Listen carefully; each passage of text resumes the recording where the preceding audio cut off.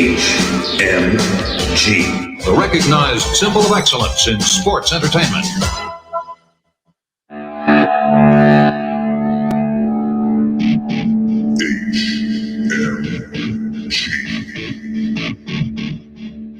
Hamin Media Group.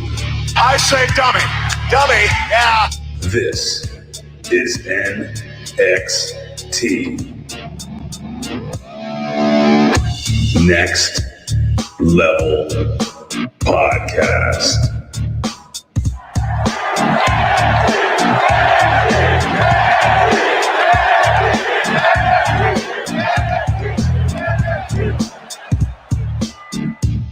All men and women created by go. You know the thing.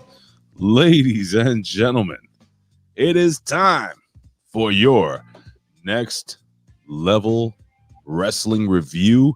If you don't know who I am, ladies and gentlemen, I am the reporter, the people, the man on the planet, Big Ray, here to stay to talk some lucha libre, which is your Spanish lesson for wrestling today. And I gotta tell you something, the way the world is going right now, it may be your Chinese lesson for wrestling today, or Russian. I mean, seriously, like, unbelievable. Well, ladies and gentlemen, as I lower this music, we are going to bring in the one and the only. He is the head of the table, ladies and gentlemen. He is the golden Ayatollah. Oh, I hear that music and it strikes fear into my heart. Did you see that picture, guys, I put out on Instagram? Can you imagine that face just staring at you guys as you wake up in the morning in a cell? Ladies and gentlemen, he is the one, the only. Put you in the camel clutch, crack your spine like a Dutch, sideline, ringside, paralyzed, fuck a crutch, cause you're gonna need a wheelchair. Then I mean with the overkill, smash your baby face with a steel chair. Ben Hamin, what is going on, sir? Y'all, Big Ray. Good to hear it. Great intro as always. I love it here at the Next Level Review. Gets me hyped in the morning. So come on, party people. Let's make some noise. Big Ray's in the house. Jump. There's a party over here. There's a party over there. Wave your arms. Just bring it, not a victim. Equipped with a stable just in case. Next Level Review. Shit, I think we lost like half of what you said. It was probably amazing, though. Wow. That's fine, man. If we heard Rated R, the Ben Hamin, Hacker Hamin. Yeah, man. Well, it's always hype. Wow, what a way to wake up. You know, man. AMC up over 40, Jared Cantator says. I only got a couple shares, but man, definitely made about $100 on it. I don't know if I should dump it or stump it or what's up. Doggy coin's up right now. What did you say? John Cena coin? What is it? Yeah, well, why not? Cena coin, let's fucking make it. If Cena endorsed Doggy coin, it would probably go to $1. But Elon's tweeting and fucking red investments are going to green on the Robinhood app and all that shit, man. But they're hot about the audio mix. That's fine. It sounded good in my headphones, so fuck them. I enjoyed it. About the what? the mix. I don't know if we got binged out or what have you, but Ray killed it on these openings. I love I almost have to like stop myself to enjoy the show more because I'm used to hosting or like co-hosting, as I said, which I'm co-hosting here, but the production duties and the intro and all that is usually in my mind, and it's enjoyable to let it go. And you do you put a great spin on it, always make it your own, man. So I always I have to like, all right, just fucking let go and do the other. And I enjoyed that with you and John Paz, PW 101. We had another fun talk. I guess I'm going to do this week. Maybe I'm in the saddle here while Justin Credible's got some stuff he's got to take care of at home, which I totally understand that. So it's an honor to be able to jump in on Two-Man Power Trip, PW 101. There's no better place to go than Russo Patreon, Hamin Media Group Patreon, and Two-Man Power Trip Patreon for exclusive content, with top stars. He just interviewed Billy Corgan. If you don't want to listen to that with John Paz, if you enjoy listening to me, I'm sure that with him, then I'm sure you're going to love that. Kevin Sullivan, he's working with Dutch Mantel.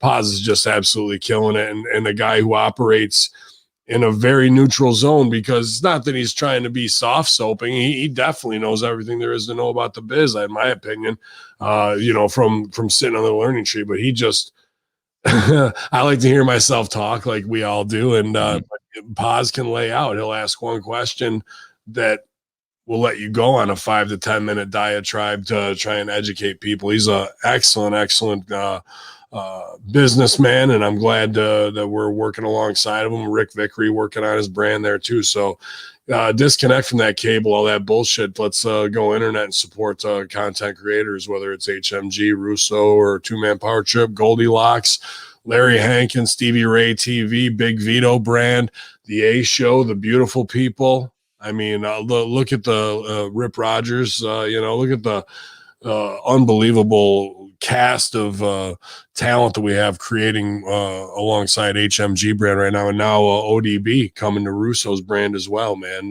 Meet and greet with Ted, the Trailer McNailer, Man Beast, Dr. Ted.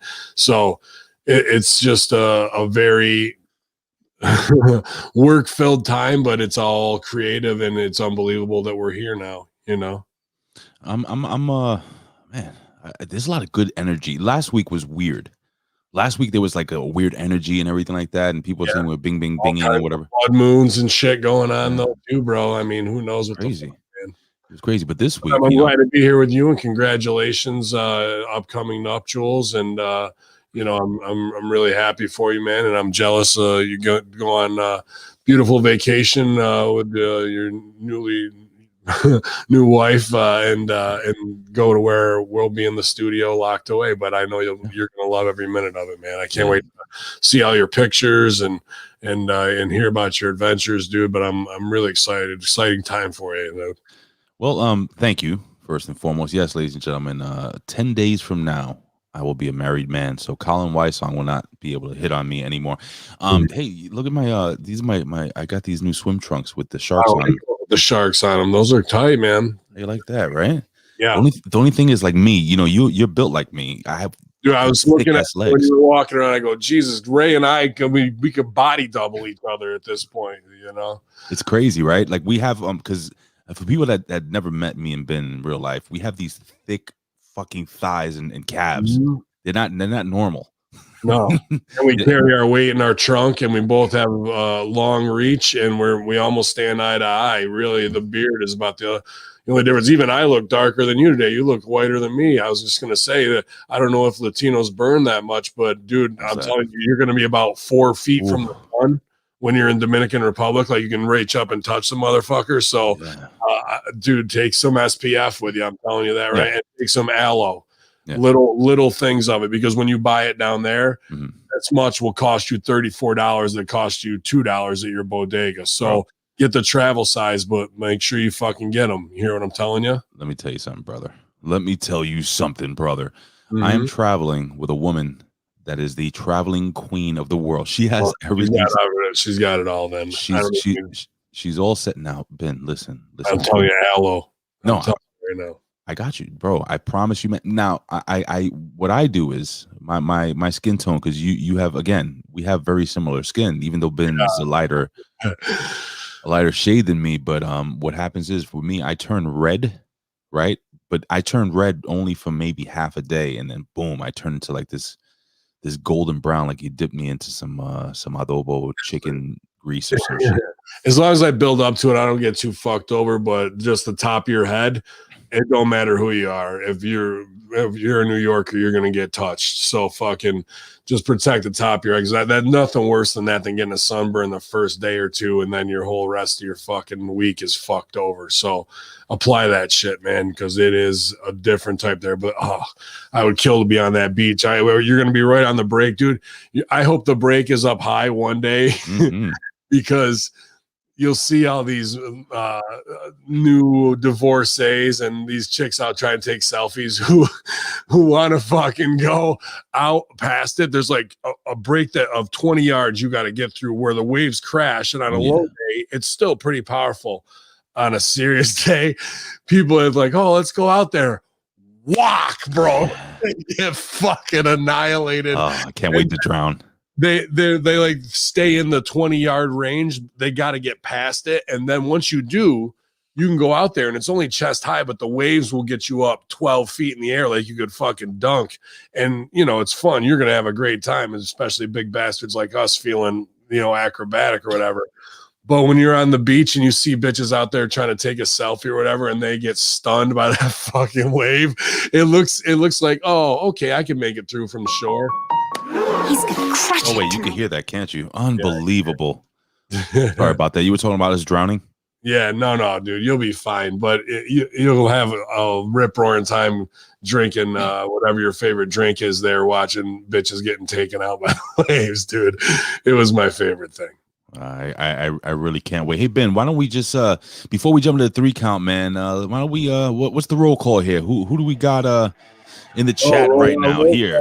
Well, obviously that co-host, producer of the A Show, Colin Wysong's here.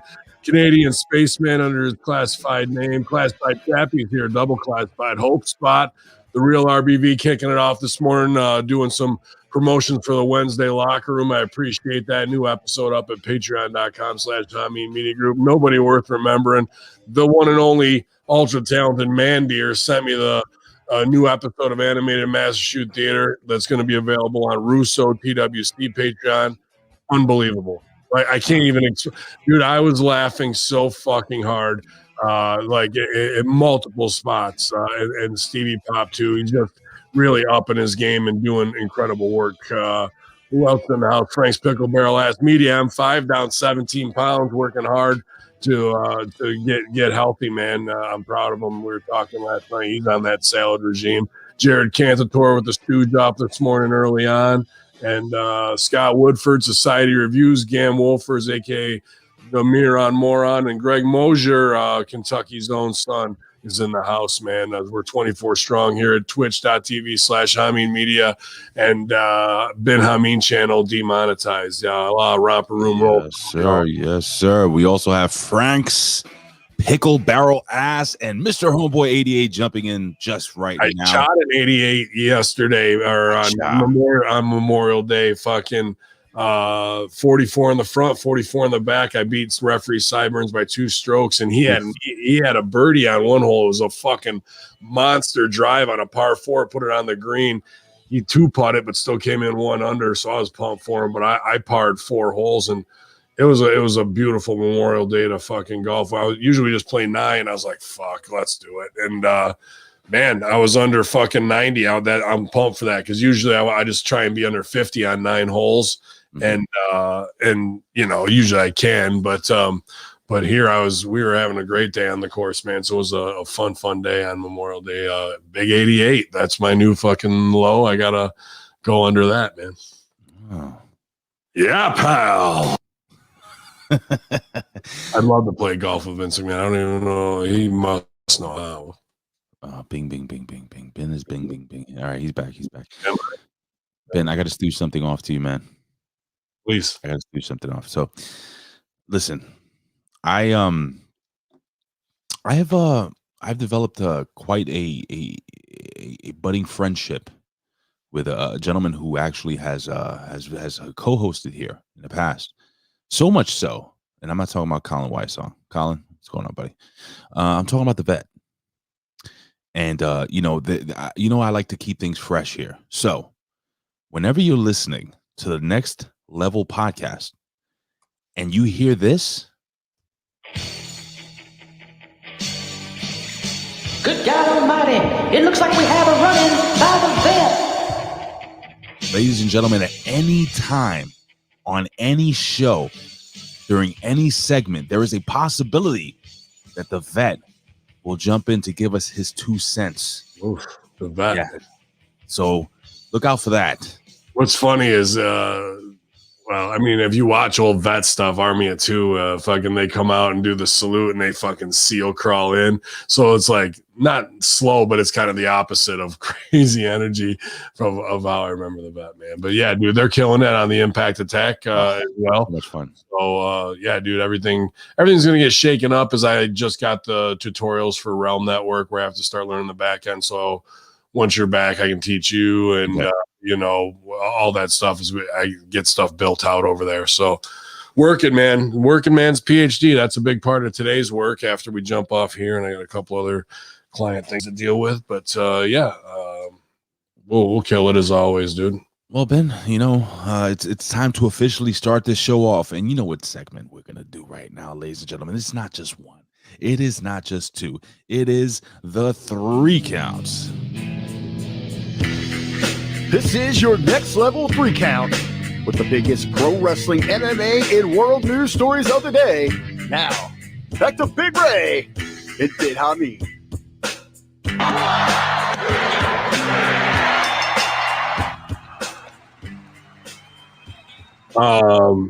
I did want to run something by you though, like before that, because the AEW ratings are crushed because of the Friday thing and whatever. Do you have breaking news? No, well, they did a good pay-per-view, right? They're just misbooked and too long in a lot of ways. But you and I were doing Impact Attack when Omega took the belt off of Swan, and then like they didn't do anything to pay it back. Well, they had the Casino Battle Royal. Did you watch any of that? The Casino Battle Royal? That's a loaded question.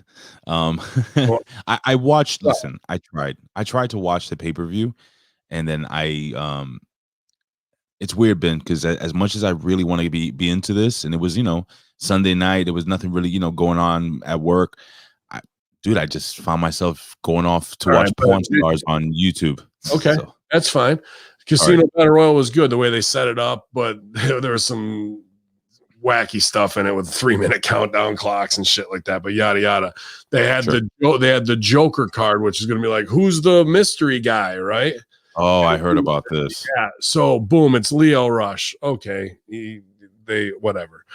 But dude, if you're going to even play stereotypes, so it doesn't matter. But this is where we do business, because the winner of this gets to fucking face Omega, right? So in the end, they put Jungle Boy over, which wasn't veteran guys. Matt and Christian did business for Jungle Boy to get him over. I'm sorry, that's Luke Perry's kid, right? Yes, it is. Okay. Right. And there's money on him. There's no doubt about it. He's a good looking kid, by the way. Oh, dude, and he loves the business too. So he could be a mega star down the road. So instead of that, dude, why wouldn't you bring in?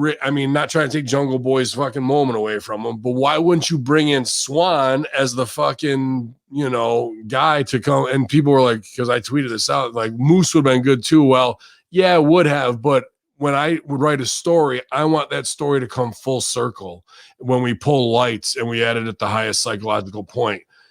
All the time they've shit on Impact and not allowed them to come over, and that's the wild card. You have Swan be that guy. You have him go over and get that, and now we set up for it. Then you could have Swan go for the AEW title if you want, but Swan can also, another choice is Swan wants to challenge for the Impact title, be the hero to bring it back home.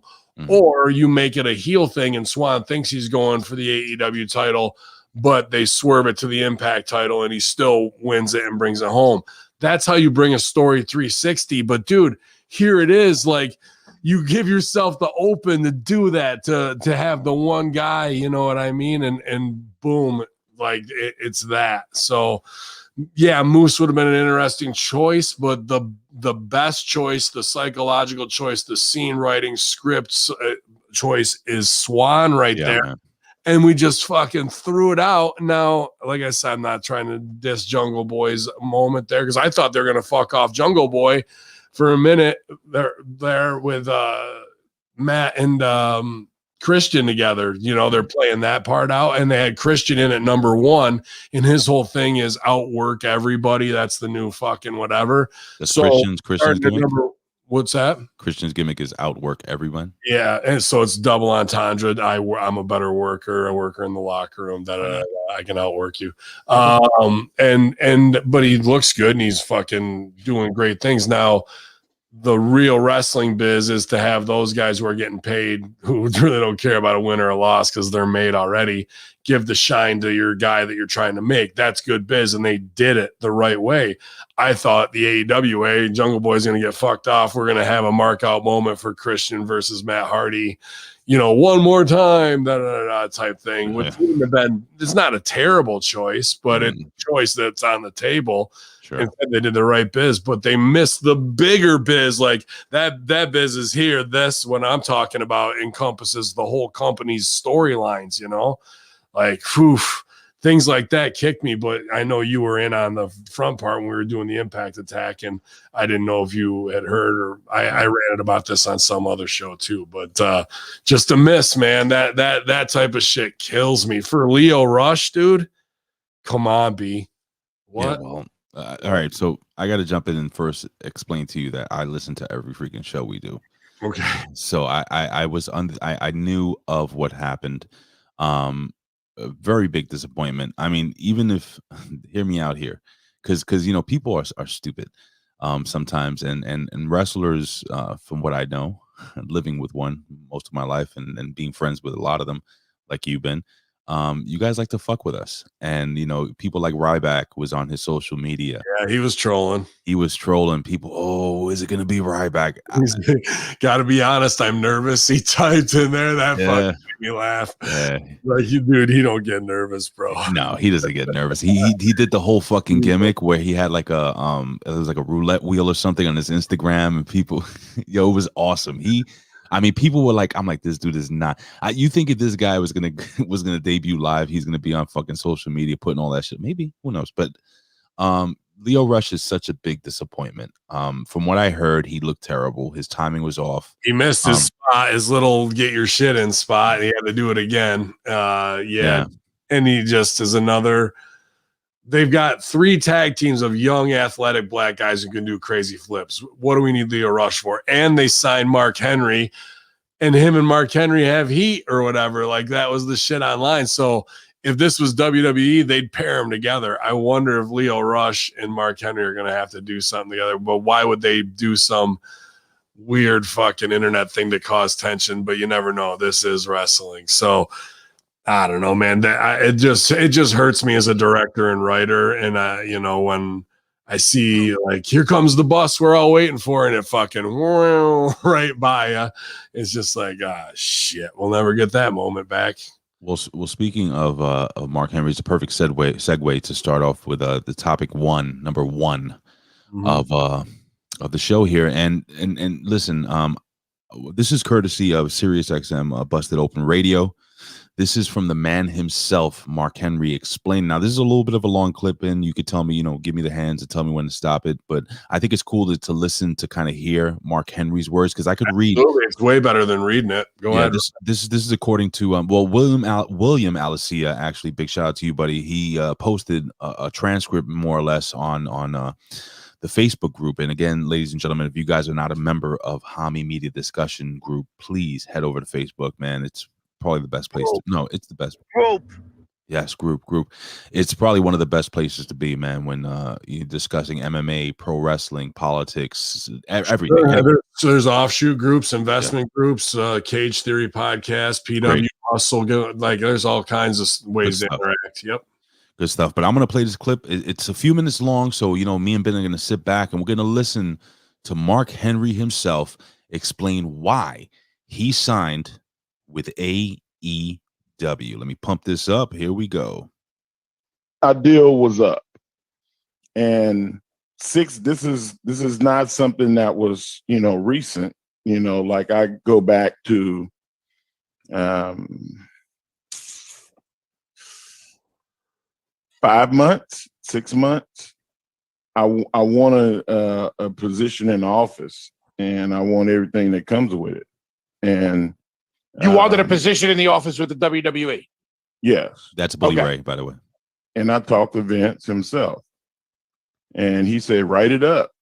He was like, you're somebody that I'll hear from, I'll listen to. And I was told that there was a lot of cleaning house, and there was a lot of cuts that were happening, and there was a lot to come. And I've seen hundreds of people in the company go.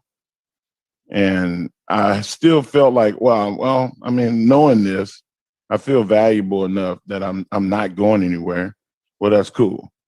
But when your deal comes up and the rights, the legalities part of it comes up to where you're going to go next and what you're going to do, I felt like I wanted to do more. I always wanted to do more. You know me. I'm a busybody. If I'm not doing what I know I can do, and especially if I think I could do it better than somebody else, and I can't get that opportunity, then I have to start looking for that opportunity somewhere else. And I did. Oh, go ahead. So what was that conversation with Vince like? Did you tell Vince you were splitting? Did he say, God bless you, see you later, go? I mean, was this a difficult Not negative. conversation? It wasn't negative. Everybody knows me and Vince got love for each other. And more than love, respect. And me calling him and saying what needed to be said came from a place of a brother telling his older brother, man, I'm tired of being in the shadows. Like, I feel like somebody beneath you is holding me back. And if somebody's holding me back, I got to go.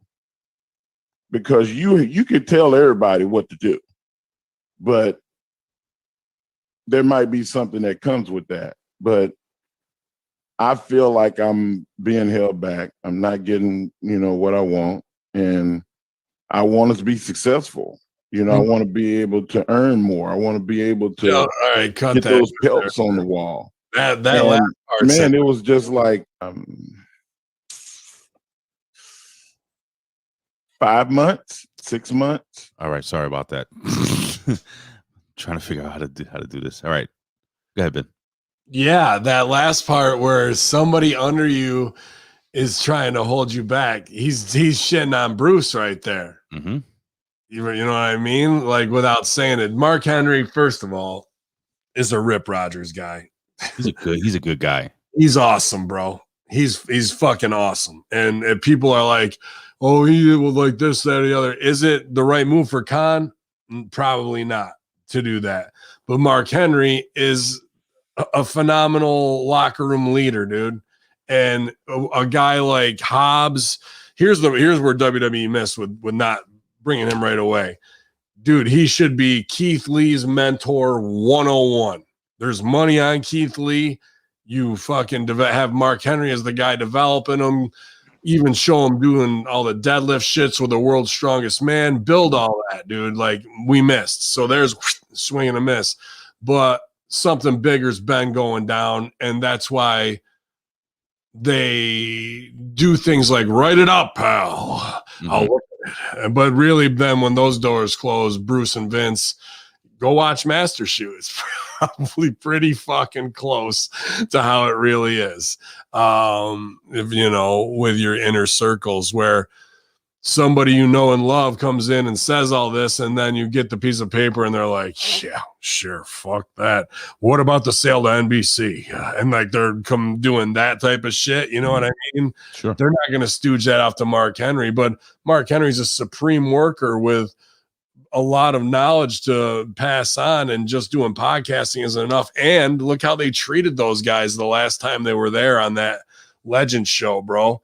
Mark Henry's on the scooter with the busted knee, and they show him, they don't protect him that way, and Orton talks shit to him.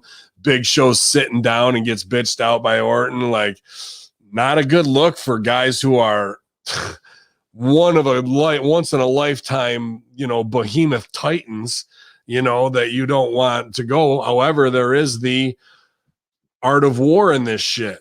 Even though Tony Khan's got deep fucking pockets, why not give those guys the blessing to go over there and work him for however much, hundreds of thousands of dollars, so Vince gets him off his payroll right now and they can get a paycheck. Here's the other thing why Mark Henry's a supreme worker.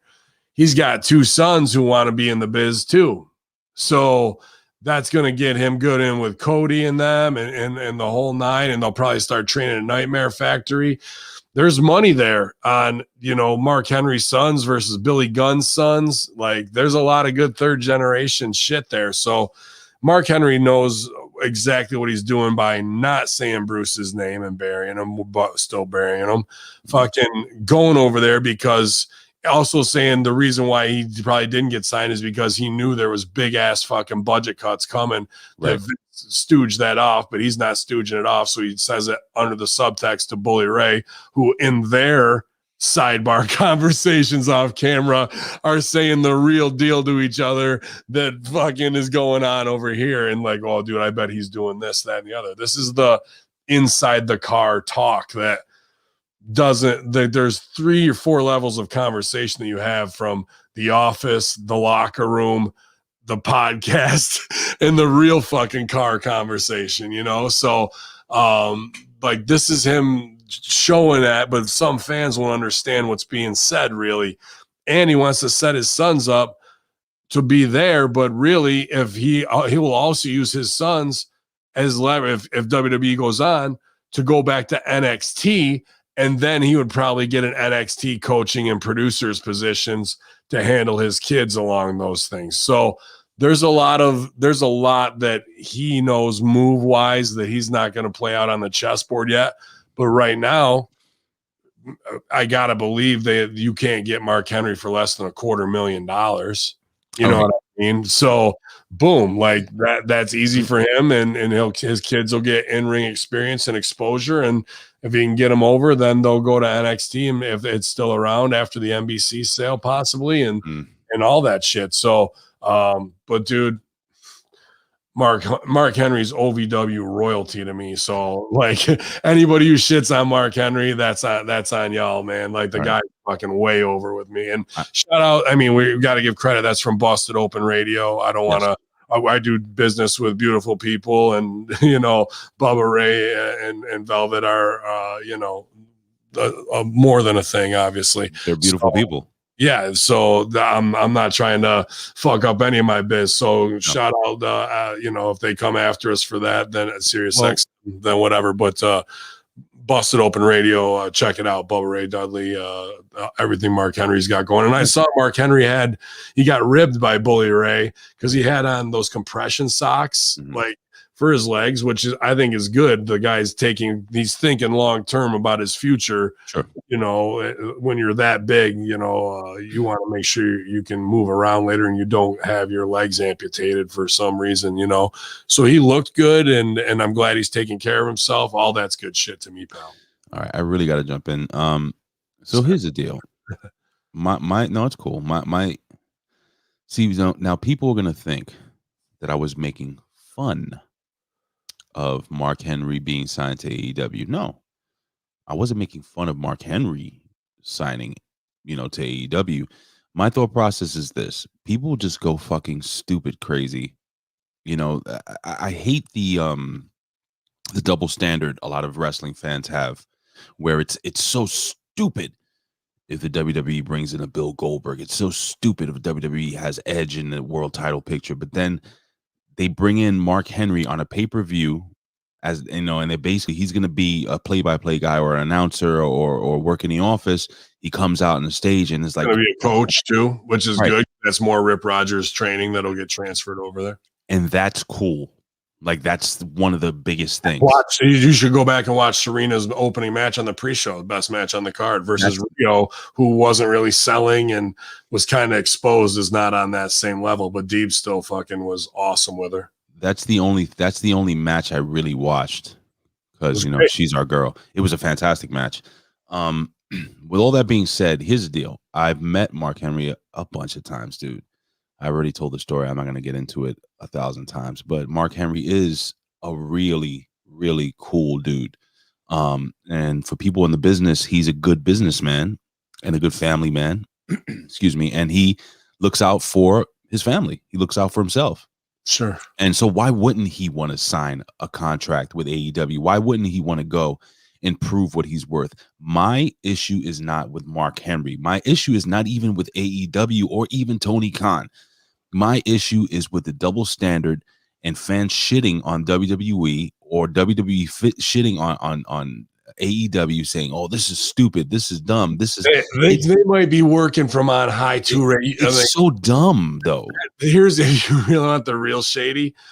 if Vince would say that to him, there might be so much more to this conversation of it's the same WCW plot of send my guys that I can get off my payroll over there to suck a paycheck. Absolutely.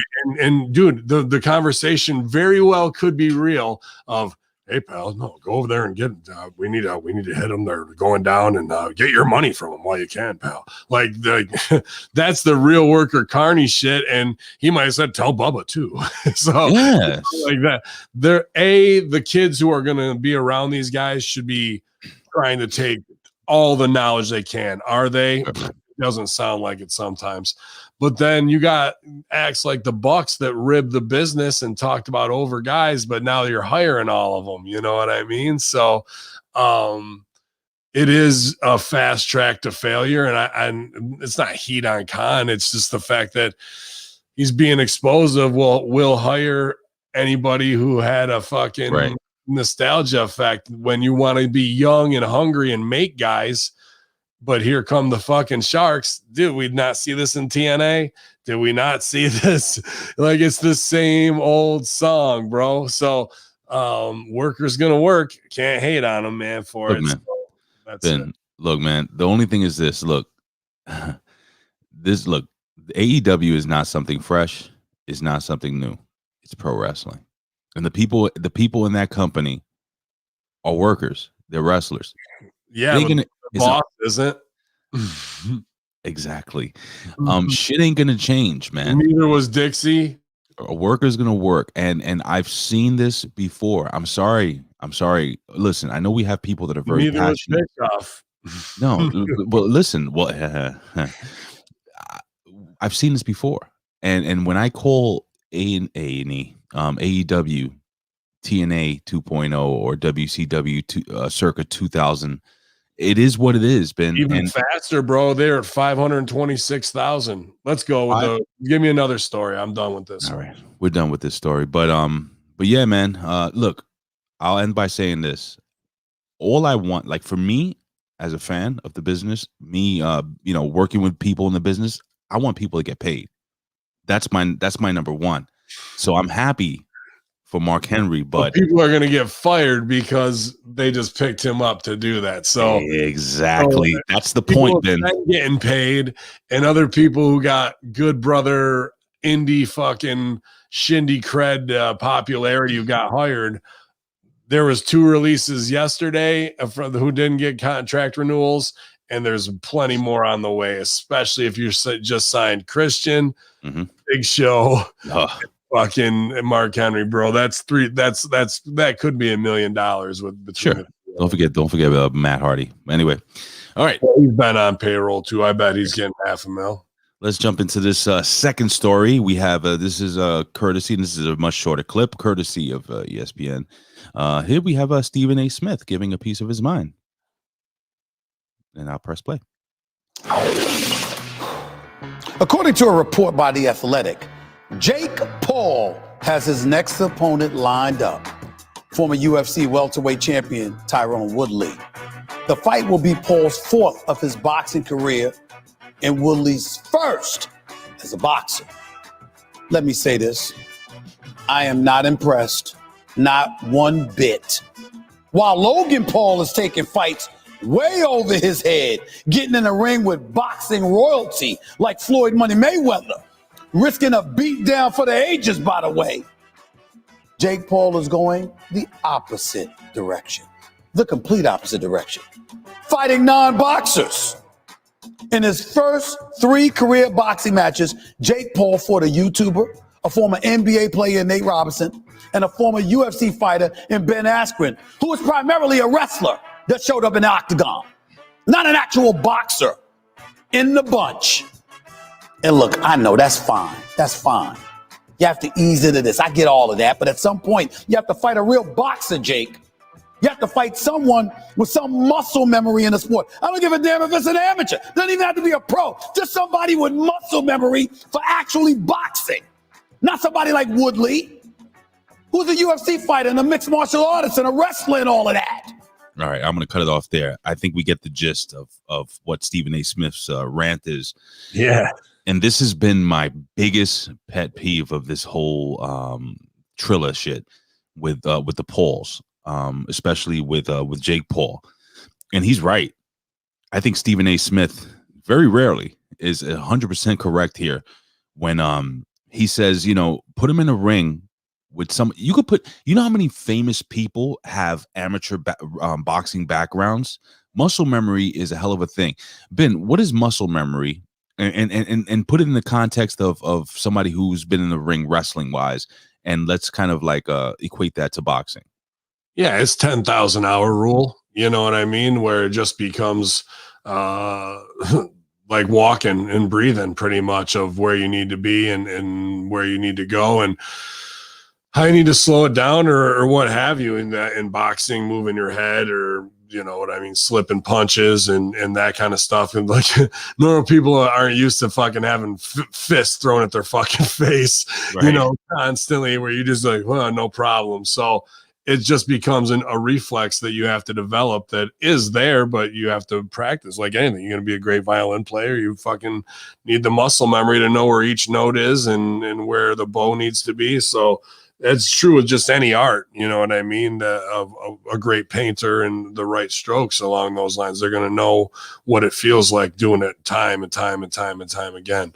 So, but yeah, dude, not that I'm a big Tyron Woodley fan, but dude, I think he's way off base here. Like Logan Paul is a fucking fool for fighting Mayweather because Mayweather is fucking arguably the greatest champ of all time. He's beyond elite.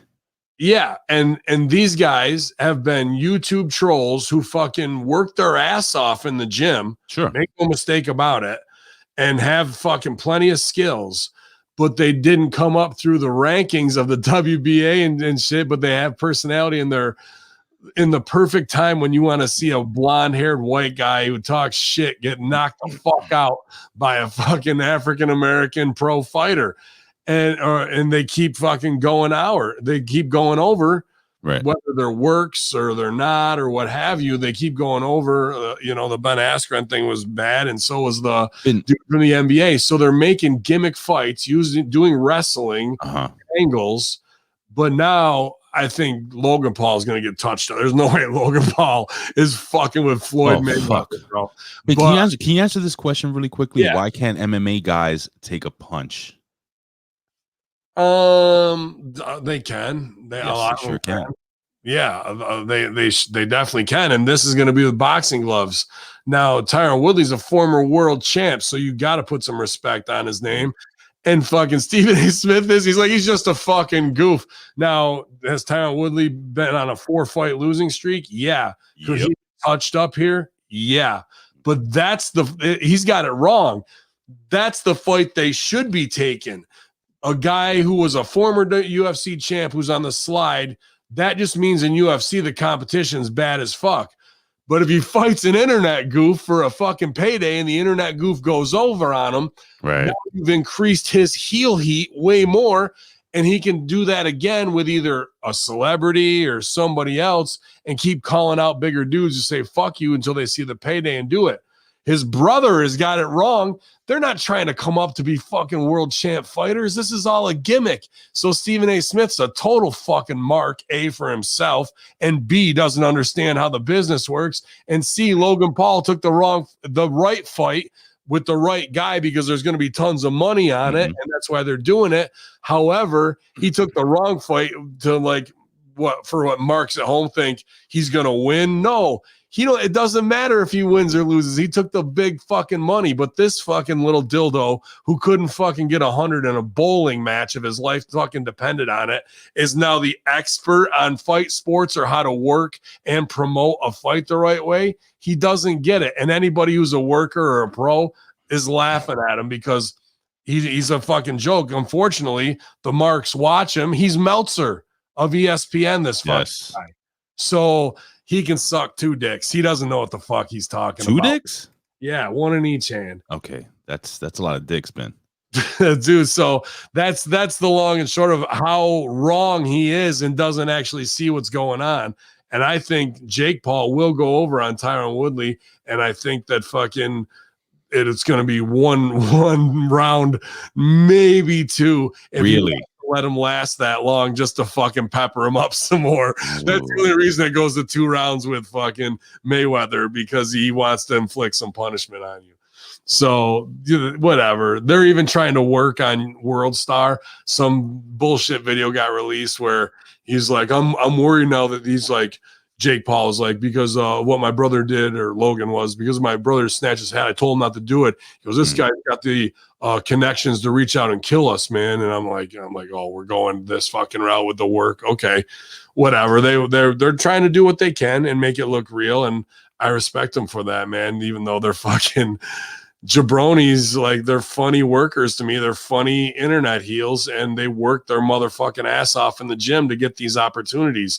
It's just that one could win and the other one is definitely getting his ass kicked for the payday. So be it, bro. Lay down. It's phony. It's a shoot, but it's phony. Like, you're going in. Like, fucking, I fought Floyd Mayweather, got knocked out by the greatest of all time. Who gives a fuck? So did 46 other motherfuckers. And here's the deal, man. Like you said, these guys are going to get paid no matter what. Yeah. How many people out there are going to drop whatever the fuck they ask you to drop? Not people me. That don't all that shit, bro. Well, I mean, not the kayfabe sites, but I mean, people are going to pay for this shit, Ben. Of course they will, bro. They're going to watch this. So this is my thing. Eventually, Jake Paul, Logan Paul's already in the ring with a fucking mega elite fighter. Jake Paul is going to eventually have to fight. If he's going to fight an MMA guy, I want him to fight a guy like a Nate Diaz or a Nick Diaz, a guy that's MMA fighters that are known for striking. I don't want to see him in the ring with fucking. Hold on. Time out. I don't want to see him in the ring. I don't want to see him in the ring with a 50-year-old Iceman, Chuck Liddell, who's fucking got brain issues and shit. I don't want to see that.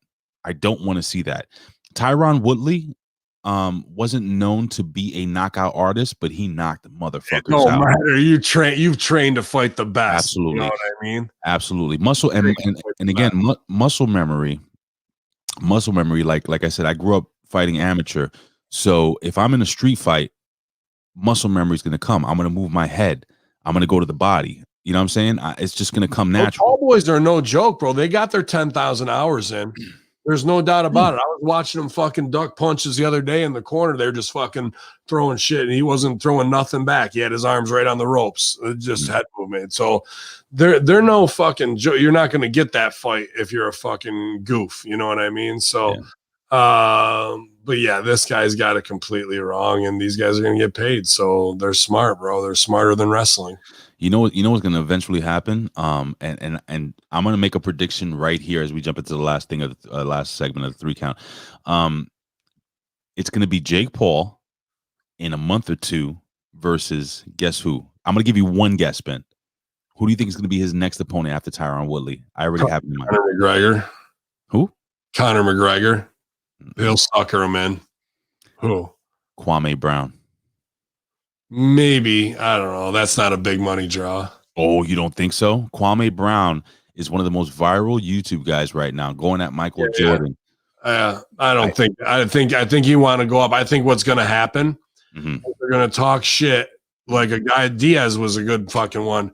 And if he fucking beats Diaz in the ring, I bet then they cross over into MMA and fucking Diaz chokes him the fuck out in front of everybody. Like I think that's where the next big money thing was. They're going to get this to a certain level where it jumps the shark, and then they're going to need a new spin on it, and they'll do 1 or 2 MMA things, and they'll be done, man. So, yeah. Anyway, Hope Spot says it's going to be John Cena. All right, let's jump into the final segment of the 3 count. According to WrestleStink.com, this week's WWE Raw episode saw officials deal with timing issues once again. The first segments of this week's Raw, which was Miz TV leading into the Beat the Clock challenge between Charlotte Flair and Nikki Cross, went around 8 to 10 minutes longer than originally planned, according to PW Insider. Yeah. This forced officials to cut time from the other segments. WWE Chairman and CEO Vincent Kennedy McMahon reportedly was not happy about having to shave time from the other segments. So, Ben, what is going on here? This is weird to me. I read this because, I do the Raw and SmackDown review, so I take pretty copious notes of what the fuck is going on and my ideas. But, dude, that segment didn't feel like everyone was getting their shit in. It was boring as fuck and stupid to start the show off and made Nikki Cross look dumb because everyone's shitting on her, and then she didn't come out and go put some spec on my name and fucking start slapping bitches around before they had their little 2-minute match with Charlotte, which they said was going to be 1 minute, and then 2 minutes came up on the clock. So there's 1 minute that somebody might have fucked up because they put up the wrong countdown clock. But fucking, I don't know. It was a cheese ball segment where they're apologizing for the zombie battle royal without apologizing. They've turned John Morrison into a complete joke when he's probably the coolest fucking guy on the roster, and he's making moist puns and shit. I'm just like, ugh. But the dude, I wrote in the middle of the show, 9:30, I go, we're only 90 minutes in. I looked at my phone. I was expecting to be like 10:15. I go, holy fuck, dude, time has stopped. So there was no scenes that followed up where there were cut matches that I was like, what the fuck? Because they had Sheamus wrestle Ricochet and fucking Carrillo, and Carrillo blasted Sheamus right here, bro. Forearm to the fucking nose. So unsafe. Yeah, I saw that. And then Drew and Kofi was 34 minutes. And then they had something else that was super fucking long. So Omos and AJ got cut versus Elias and Riker because Woods and who did Woods have? Fuck. Anyway. Xavier Woods? Yeah. Woods, my notes are right here. I guess I could fucking look. That's fine. Those are not notes, ladies and gentlemen. Those are actually plans to. They had Shelton and Cedric. That went a minute, so they probably cut that. That's probably what got cut the most. He just beat him with an eye poke and fucking rolled him up. So can you be honest? Can you? Orton versus Woods, which fucking went long enough, bro. So I love that McMahon's hot because last week he ripped up the script that afternoon and the show was terrible, lowest rated ever. And fucking now this week, I bet it's fucking even lower than what it was last week, bro. Can you be honest? That what you were holding up there, those were plans to build like lasers to put on sharks' heads. I wish. They're just fucking. I don't know, it's bro. That's it. What the fuck is Riddle supposed to be? Orton almost poses Fabes, yawns. The overacting from Riddle is too much.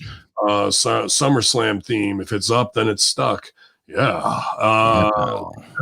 Damian Priest, bro, and RKO, unreal. They're doing mime bits with object work with a lock and key. Fucking great. So yeah, that's the great time that we have. And I'm going 90 minutes in. What the fuck? Right. So how is this? So where's the mistake made here? Is it just the people that are producing the show? Is it rewriting it last minute? I'm just asking you. Yeah, that's it. Rewriting it last minute and getting the times wrong. Nobody in WWE would be 7 or 8 minutes over unless you were like a Triple H or a Shawn and you're like, fuck it, I'm taking this time, and your Vince is, number one, and go over, and everybody else, they'll just cut a match or cut a segment. But fucking, I can't imagine watching that segment. And I wasn't like, somebody's getting their shit in and we're doing this. It was either mistimed and not rehearsed to be to the right time. And maybe there was a typo and it said 8 minutes. It was supposed to be 18 because that's about what it was. 17 minutes before our first match. Mm-hmm. So that could be one thing. It could be just a typo if you want, like as many people as they're firing, who knows who's writing up shit now, So, there's a variety of reasons, but nobody in WWE would take liberties, especially in that scene with Nikki, Rhea, Charlotte, and Miz and Morrison. Be like, fuck this, we're taking an extra 8 minutes, and they didn't do anything that would warrant that. So it's weird to me. And then the rest of the show didn't feel like we got to cut time, except for maybe Riker, Elias, AJ Omos, and fucking Shelton and Cedric. So weird. And dude, 34-minute main event. You can't fucking do what you needed to get done in 26 minutes. Okay. My question is, who gets fired? A lot of people. There's more cuts coming. They fired 35 office people. We saw the first wave of post WrestleMania with Tucky and them saying thank you on their way out. And right now, dude, and Nick Khan just got appointed to the board of directors. People are like, that's interesting. Why? Is it in his contract? No, because when you sell a company like that and you have an IPO that's out there, and you're on the stock exchange, when it comes to the board of directors, they're going to need yay and nay votes for many people. So they want to make sure that everything goes fucking smoothly, and they want to do so. They put Nick Khan on there. So when it comes time to do so, that's the biggest, like, are they selling? Yes. Yes, because they're all in. When I told you about those inner circle talks after Mark Henry leaves, and it's Deuce, Nick Khan, and fucking Ace and Vince, that's who it is. And maybe Steph. So there's a whole inner circle of things going on, and those are the business moves that I see as a guy who's worked for many Fortune 500 companies just in marketing alone, of what I've seen happen at places with consolidations and sellouts and buyouts and shit along those lines, man. Didn't the inner circle go over? Inner circle was up, yeah. Okay, all right. Well, that's usually how it is. All right, Ben. That was one hell of a 630 on Spears. What? Say again? Sammy Guevara hit the big fucking Schneebitz. Yeah. All right. All right, Ben. Well, listen, ladies and gentlemen, that was your 3 count for this week. No running by the vet this week. So we'll see what happens next week. You never know. Anytime, any place. You come down to the ring, sprint, slide under the rope, and take everybody out. So just remember that. On every show, he's waiting for crowds to come back. I got you. Doesn't matter how long they gotta wait. But ladies and gentlemen, it is time for NXT July 1st, 2021. Last week on NXT, the unstoppable Karrion Kross defended his NXT title against Finn Balor in a brutal rematch. While Balor fired his best shots at the champion, time was up for the Prince. Cross jacket locked in. This has to be it. He's made it fast.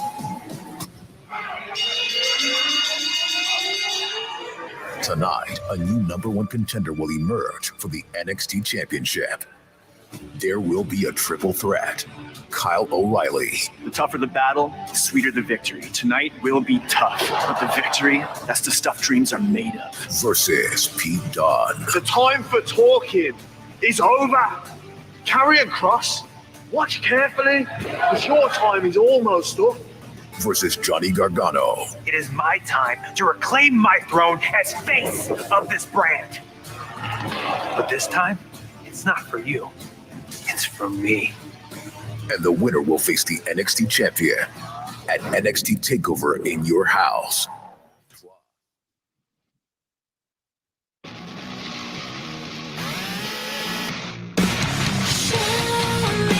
All right, Ben Hamin, a big NXT.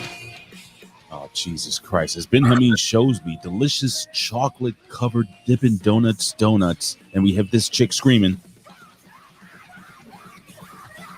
She'll be back next week. Yeah. All right, ladies and gentlemen, again, NXT. We kick off July with a big show leading into the next pay-per-view in your house. I used to like the old in your houses. Did you like that, Ben, back in the day? I thought they were cheesy, but I did like them. I watched them all, you know what I mean? I don't know. There was just something so early 90s about it that I was like, ugh. Yeah, I know. But you know what, Ben? We kick off NXT with a main event of the evening, right? Is that? I guess anyway. Yeah, this is the problem, man. This is my whole problem with this show. Yeah, well, it's listen, guys, you're not listening to the same show you have the last 5 times.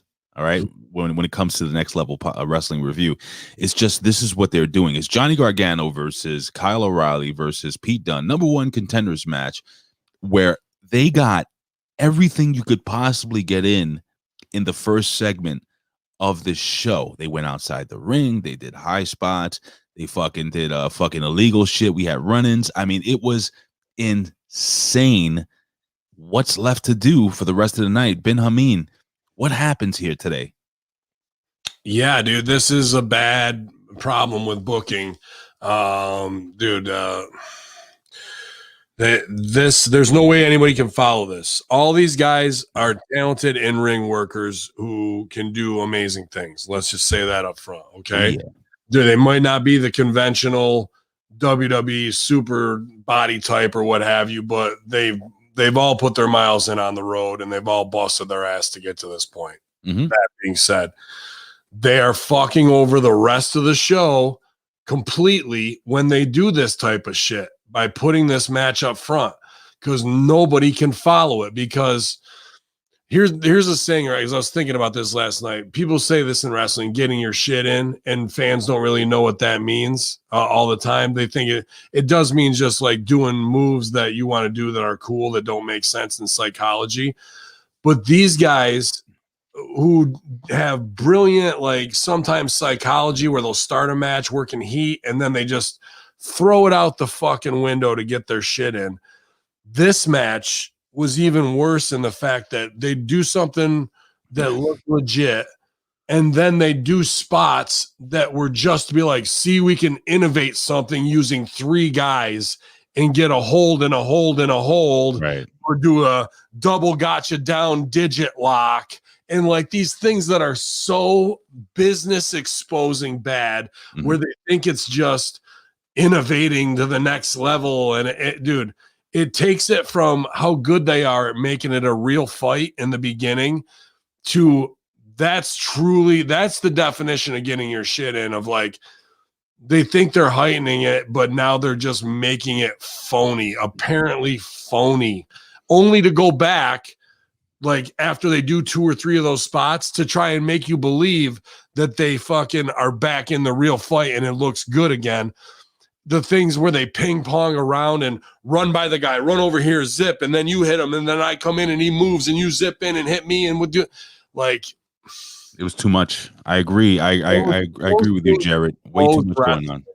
It exposes wrestling as clowny, as fucking as predetermined and fucking it's like when the chicks were in the water and they just do the water ballets, the synchronized swimming. Like it does not look like a real fight at all at that when they start doing those triple tosses and fucking waist lock, everybody suplex. Like, oh, stop. Wait, you don't like the double finger bend? No, because he gets one guy in the fucking. They justify it too. He gets him in the hammerlock, puts him down. The other guy heats on him to cut it off, but he's in a hammerlock too. So while he's down there, I can put my knee on his back, get both of their arms, and then get my shit into like, aren't we cute and innovative and what we can come up with? Nope. No, you're not. You're business exposing bad. You're not elevating. You're not doing any style or anything like that. Dude, it kills me that Sean and Game allow that fucking shit to happen. Jose Lothario and Killer Kowalski are rolling over in their fucking graves because you guys let that shit happen. And all those guys, like I said, are talented workers who get it, and then they shit on their own art in the same fucking match. And then after all that, everybody else gets to follow that. Well, Ben, why? Just expose the business. How are we supposed to get them back? I'll tell you why. You can't hang with me. You aren't on my level. That's what it is. No, they're not. Nobody's on their level. Those guys, those 3 guys, are better than everyone in that. They're good. They're very good. All of them are very good and competent and athletic. And the one dude goes to the dojo and works on his Brazilian jiu-jitsu. He's fucking, there. But body-wise, they're never going to be believable. They're never going to get to WWE main roster and this is just a sad fact, man. Well, and not saying a small guy can't thrive, but you're not going to have 4 of them and get them over. They're going to be in and out quicker than ever, and they may never get there because the whole thing could get sold and they might cut NXT fully. You never know what they're going to do next, man. Jared, in the chat, I actually agree with you. This is what my thought process. He says, Jared writes, and unless Cross is going to Raw or SmackDown, he's going to bury 4 guys in one match. That's what it should be. Now you have 4 midgets in the match. Why 4? This is a 3-way. Well, at the end of the match, if you guys weren't watching, Adam Cole, baby, comes down to the ring and destroys all three guys. Yeah, the murderous Adam Cole, a guy that nobody could fucking ever take, bro. And then, and this is another thing I'm fucking pissed about, and I hate to put a heat on Cross because he did it too, but stop fucking burying Regal. Regal will smash your motherfucking head in. All four of you, bro. Yeah. It looks like a dad coming to break up sons on the front lawn, and they're like, fuck you, dad. Dude, dad will snap your motherfucking arm, boy, and you'll be sleeping out in the backyard in a tent. So they need, like, even when Leo Rush goes in, or Leon Ruff goes in and fucking smacks all the shit off Regal's desk, Regal should have fucking stuffed him in a fucking locker and left him there for a month, bro. Like, all this bullshit of burying him. So then security comes out and Adam Cole's acting tough, like, get your hands off me. When security's fucking 40 pounds heavier and 8 inches taller than him. I was looking at those guys like a shoot tag team. Right. Well, they are. They're trainees that, you know, yeah. So that was my first spot in OVW, was being one of those guys. So they finally get him out of the building. He leaves, but then he comes back later and security don't stop him. No. So security, how could they though? I mean, he's a ravaging madman. But right after they do that spot, Ember Moon comes down hot to call out fucking was it Martinez? No, it was the other girl, the other Latina. Gonzalez. And fucking security comes right out again to stop that. So we did security stop, burying security that they can't fucking do whatever. And they buried Regal again in that fucking thing 3 times in one show, dude. I want William Regal to snap and just fucking take out everybody. This is such good shit. Well, here's the deal, Ben. I'm starting to think there is a possibility maybe Regal will. This is what I was thinking. Tell me if I'm off. Maybe he's gonna get some time off. What I mean is, it looks like he's losing control of NXT, quote unquote. I'm throwing air quotes in it. He's losing some control of NXT. Maybe they're looking to bring in another authority figure, even though I think Regal is a fantastic authority figure. Regal, perfect. If they bring it, I can't think of anybody else that I think would be better, dude. But he's been doing it for a long time. When's the last time Regal's been off TV? That's fine, but that's them not burying him. That's just bad writing, dude, unless they're trying to do that and Sean and Triple H want him out. Well, I don't know, man. I was watching all this pendulum going on, all this craziness going on, and Regal's just losing his mind. People going to his office, knocking shit off his desk. Like you said, you know, people making their own matches, you know, you got, and Regal's just losing control. So I think this is a slow build, possibly. Weird. Nobody would ever in OVW go into Danny's office and fucking try and do that, because Danny, who's smaller than fucking Cole, probably. Danny Davis, right? Yeah, would fucking twist you up. But so maybe that's where they're going. And dude, Adam Cole, I mean, it's the second coming of Shawn Michaels, but kind of like the Wayfair version, right? Like the Wish version.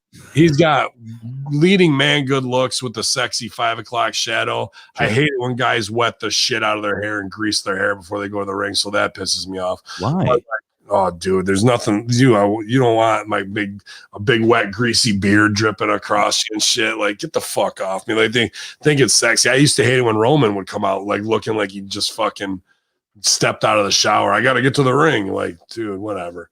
It doesn't look good to me. And then you know, he's got all the leading man good looks, but then you stand him across from Cross later, and you're like, fuck out of here, dude. It looks like a guy who works at Abercrombie and Fitch and some shit at the mall trying to be a wrestler. The guy's like, cuts a great promo, leading man good looks, never will, unless he got on some serious B12 for the size, bro. Mm.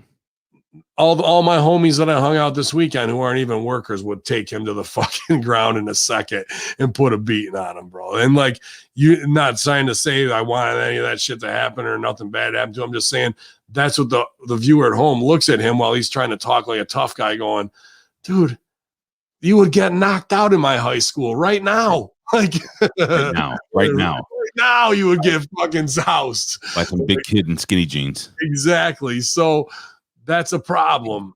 That's a problem, man. I'm gonna play this Just for the listeners out there, just for your listening pleasure, ladies and gentlemen. Do you remember this? He's a man. Oh yeah. I just want to hear this.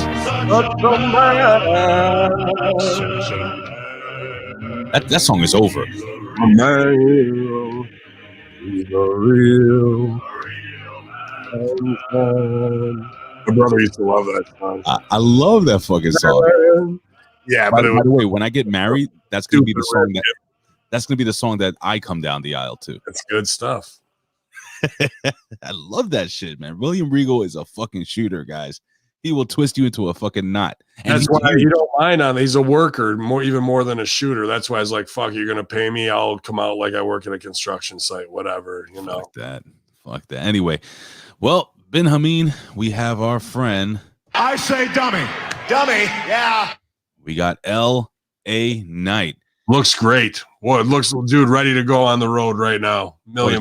What a fucking star. And he faced I think a guy that you would say is I guess you would, in wrestling terminology, a really good hand in Jake Atlas. The guy puts great match after great match in every single week. You want a guy in developmental. He's right where you want him. He's on the cusp of getting it. He can put on time, and if you just keep him working with guys who are better than him, you're gonna make a really good worker right there. There's a lot of potential in that kid too. Yeah, man. I like Jake Atlas. He's a little small, but he's got such good. He's so good in the ring. Like I enjoy. There's certain wrestlers that, like when I was a kid, I used to love watching Dean Malenko in the ring. I used to love watching guys like that in the ring. Eddie Guerrero, just real technicians, the guys that could really go and make it believable.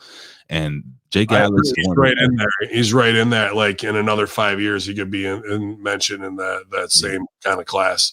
Well, listen, man. Ted DiBiase, the $1 million man, comes out to scout this match, and you hit the nail on the head. LA Knight looks like $10 million, but he's not giving his full attention to what's going on in the ring. And you can't do that when you have a guy like Jake Atlas in the ring with you. Then you have Cameron Grimes, who basically, whoa, I'm going to the top. And I'm going to the moon. Whoa! Yeah! I get off when I hear that. Anyway, he came out, Doggy Coin went up like 8 cents. Oh, the guy is making money hand over fist, and Colin knows about fisting. But here's the deal. Sorry. Here's the deal. With this match, I liked the way the match ended. I was hoping that LA Knight would lose, to Jake Atlas because he got distracted, which is, we've seen this a million times in wrestling, but I thought this was done well. And $1 Million Man last week walked out with LA Knight, but this week he walks out with Cameron Grimes. So with all that being said, Ben Hamin, what do you think the long-term booking of this is? Like, what's the flip-flop going on here? Are both guys going to turn on $1 Million Man Ted DiBiase?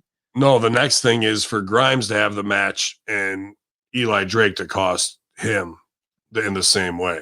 Well, they're going to have a match at the In Your House gimmick coming up. Yeah, but is there a tune-up match for Grimes before that? Well, it depends. Let me see.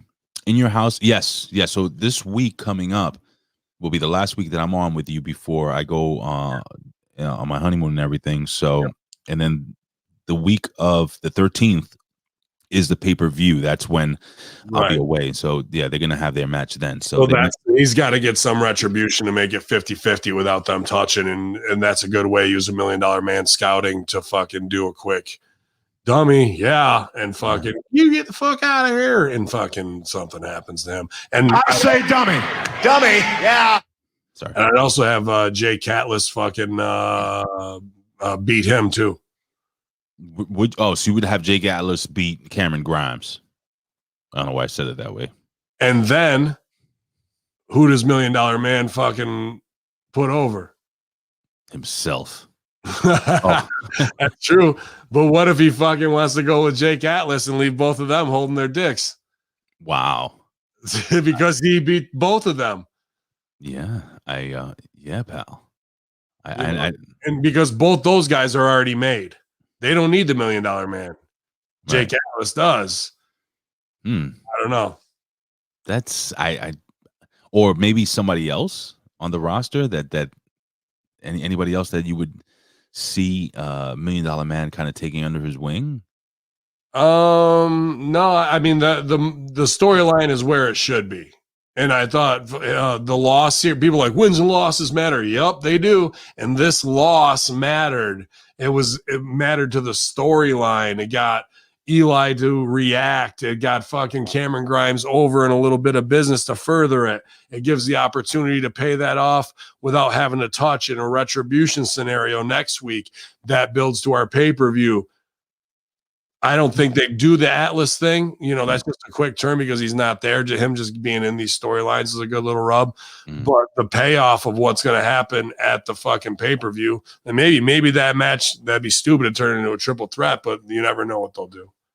Yep. Well, listen, man, there was a little bit of a little botchamania going on backstage as we have $1 Million Man being interviewed backstage by Gimmick Joanna, and he makes the mistake, and you could tell he was kind of thrown off. Did you notice this when he's like, well, the thing Cameron Grimes has is brawn over brain, when he meant to say brain over brawn or whatever, and he was confused because he was focused in on the fact that Adam Cole was making a run in. Did you notice that? I know it's a little thing, but no, I didn't notice that. Okay, so if you watch that segment again, when Adam Cole walks in, Ted DiBiase again being interviewed backstage, he was totally thrown off, and he cut like a quick little promo. He was being interviewed, and he was just like off his game, like he didn't read the script right, and he had to fix himself. It was very awkward, but neither here nor there.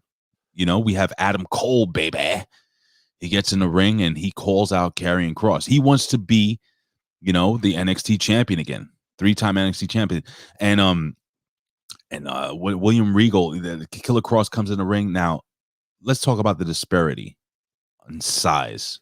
Like, it looked like a little boy in the ring with a grown-ass man. It's kind of shameful how small he's really small, bro. Like, there's things you can do to, like, do whatever, because when you're shooting his face up close and the beard and his delivery, it's very good. Yeah, it's very good. But as soon as you pan back and put him next to a guy who's built like a man, the money goes away, and we look like we're watching something completely phony because his delivery up close makes it look awesome. But then when you pan back and see that, it's just like, sorry, bro. And it's not like, well, he's going to grow into it. And he's not going to get any bigger. He's not going to grow into that big old head he has on his little skinny shoulders. Yeah, dude, I don't know why he's not drinking fucking weight gainer 5,000 protein and trying to fucking put on some size to look like Pac. You know what I mean? And fucking, like, at least Pac, who's real small, you see him in AEW and he's fucking, you're like, God damn, he's fucking insane shape. But yeah, dude, this, we can't have it. And then Kross tries to save it, saying he'll fight all 5 of them, put them all in the match or what have you. And sure. I hope he lays out all these kids who are friends of the Young Bucks who politic their way into positions. However, this promo was interesting because there was some shoot, bang, bang stuff. And yes, please go ahead, take it. I wanted to hear that. So the biggest problem that Kross faces is having allies in the locker room that are his boys he can trust, because he hasn't been in this business a long time, but when he struck like lightning.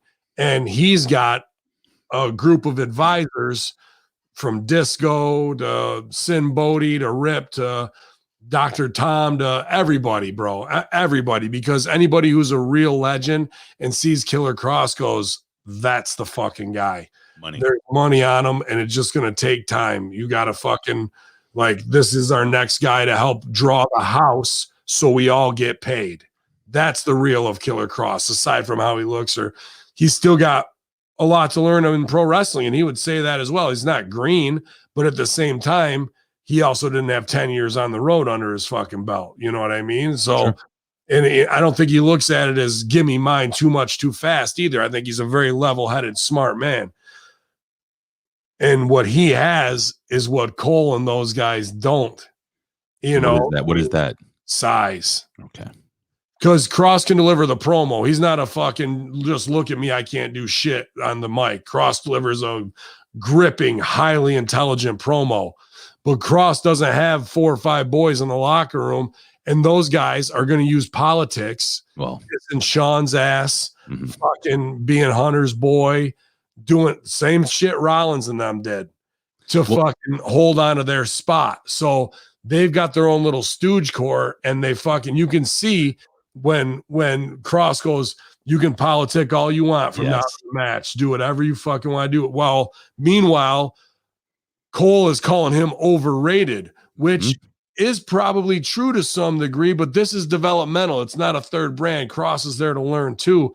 So, but Cole and these guys do have the 10 years on the road. They do have the fact that they know that they're small, and that's what they got to do is play Shawn Michaels level politics. They're doing the same shit Shawn did to stay on top. However, there's 5 guys that are Shawn's size, not just one. And Shawn surrounded himself with big dudes, so he had the backup. So, like, what did Shawn not have? Size. Give me Sid. Give me fucking Nash. You know what I mean? So that's how he corrected it. Now it's not like that, dude. So they can just play millennial, go whisper and tell and run tell that. And that's what Cross is calling him out on. And Cole has to call him overrated because he knows he can never have the fucking size. So that's how you shrink a guy's size that way. There's a lot, and they're playing these politics on camera to impress Hunter and Shawn. That's the fucking shit that's going on. That's real interesting. Do you think this is leading to Killer Cross losing that title at the next pay-per-view? Because, you know, they got 5 midgets, you know, or 4 midgets, right? 4 midgets and then 1 giant.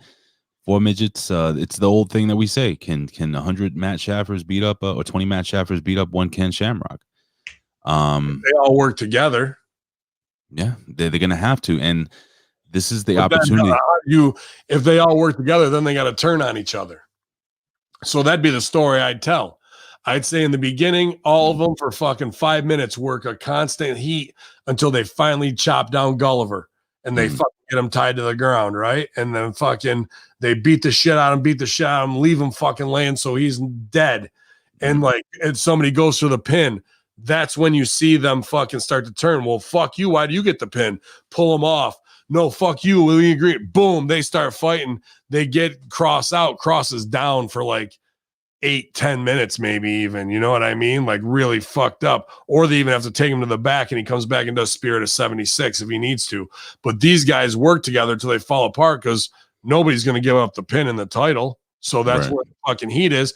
Then Cross comes back in after they get all their stupid shit in and kills them all, and Cross is left standing again and fucking does it. So that's the story I'd probably tell. Right.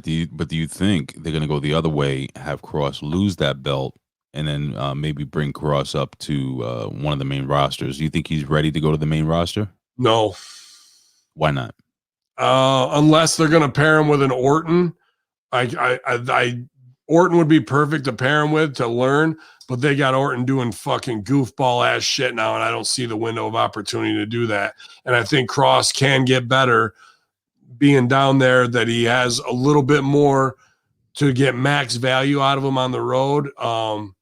I'd have him working out with top guys, and I wouldn't have him working out with NXT guys, to be honest with you, because working those small dudes isn't going to prepare him for anything on the main roster except for working Lucha House Party. So, like, you want Cross versus fucking Rollins, Cesaro, fucking, that's who I'd have him working like that. You know what I mean? Maybe a Sam Shaw would be a good workout partner for him. Sam Shaw should be, what's his name? Dexter Loomis, whatever the fuck. He should be going to the main roster too. So yeah, they could be ready to go up. I'm not saying they're not, but I want to see him. You only get one chance to make a first impression. I really want to see him kill it out of the gate, you know. And I think they're you know, more and more every single week, I think they're wasting Scarlett Bordeaux. Why is she not wrestling, dude? I think it works with her, but she's just silent there. She needs to have more of a, and I'm not saying Medusa the wrestler, Medusa the mythical character type role. She needs to be like the Siren Song a little bit more. I know they did that early on when we weren't watching, so it may have jumped the shark. But Yeah, dude. She looked like she had that disease from fucking Game of Thrones on her face. The grayscale. Yeah. Well, she had that's another thing. Like, you know what I watched while I was working yesterday on the other computer, and it was fucking shockingly good. And they should I think they tried to get the deal done, and it didn't get done. They wanted to do more promotion for movies on the main roster, and they tried to get Cruella done, and they didn't get the deal done because Charlotte has Cruella DeVille gear and shit, but like there was no commercials and like no put over of it. Okay. That new movie Cruella is pretty fucking solid. I mean, usually I wouldn't buy in for Disney shit, but I saw a great review of it. It was damn good. And fucking I can see that the character of Cruella in this new movie where it's the origin story makes her look very artsy, and she does a thing where she paints her face a lot too, the same way. I can see the popularity of that movie inspiring Scarlett Bordeaux to do new things and kind of be reignited in a certain way. So like artistic Lady Gaga kind of way, you know. I feel you. I don't know, man. Like Scarlett Bordeaux, they painted her face last night. I don't know. They're taking away little by little everything that makes her who she is and who She's she was. super sexy. I think we need to get back to that. They were trying to make her like X-Men for a while. Right. I didn't like that shit. Let me see. What is this? What does this say here? Colin says, Ray, can you take the lower thirds down? You don't have to leave them up the whole show. What the fuck is he talking about? What lower thirds? What is that? The scroll at the bottom, or this thing that you've got up now, is a lower third. But I want people to go to patreon.com/Hamin Media. I mean, Colin only wants to promote the A show. He doesn't want anybody Whatever. else. Look, Colin, I'm hiding it, okay? Just for you, you freaking prick. Whatever. Anyway, with all that being said, is Vet running in? E6-221 review. You can take that down. Is Vet running in? No, let's just fucking go. I got tons of work to do. We got Kushida versus Carmelo Anthony. Oh no, who's this guy? Carmelo Hayes. All right, so I wanted to really break this down really quickly. Kushida goes over. But this was bad in the beginning, bro. Hold on, let me just because I want you to know that I'm on the same thought pattern as you when I watch this match. So Kushida wins by submission, hits the the hoverboard lock. That kid that he was in the ring with, Carmelo Anthony, or what is his name? Carmelo Hayes. Yeah, they had absolutely no ring chemistry. Missed spots. Like there was a communication barrier there that I noticed. It's funny because this kid, he looks like he has that it factor when he's talking. He's in the ring, he looks great, but then when he wrestles, I'm expecting this dude to like fly and just be fucking super quick and strong. It's like they were wrestling underwater. Did you notice that? It's interesting. The kid is must be known on the indies because I've never seen them, and I think it was the stupidest thing I've seen. You knew him as whatever Cassidy Casanova or whatever the fuck. I don't know who that is. As Carmelo, I know I didn't. He's never worked on a show I've been on. Carmelo fucking Anthony, yeah. And like I go, why the fuck would you tell your audience we're just name changing this guy as we reintroduce him? Like he wasn't over as the other thing. So why the fuck are you selling for it, bro? Like that was the dumbest thing I've seen in a long time on any wrestling show to do that. And the kid, yeah, he's a stallion athlete, but he's got a lot to learn because he was out of position for cameras. A lot. That was why it seemed so fucked up, because cameras couldn't find the reactions or where it was, and he just doesn't know how to work yet. And that's for TV.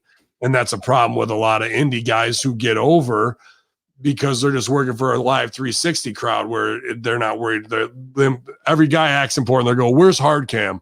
That's my favorite fucking that's my favorite fucking thing in an indie show. And guys ask me, well, I'm glad they care. But at the same time, I'm like, but then I watch them like they didn't work for hard cam one fucking time, bro. Where almost every one of my matches, you can see like when I want to get something or a hold, I'm like, I know right where to position the dude, because that's how I was trained. That's how Serena was trained. That's how Mark Henry's fucking trained.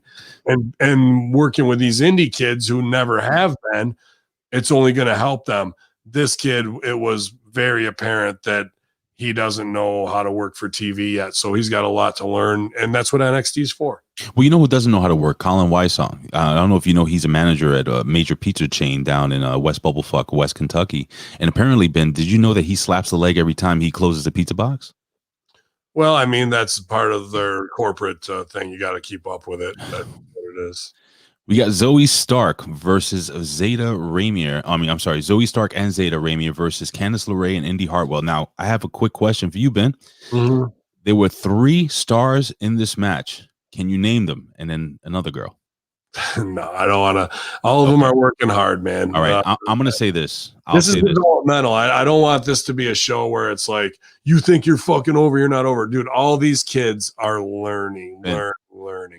Zoe Stark looks like a star to me. Zeta Reimer, that kid looks like a star to me. Candice LeRae.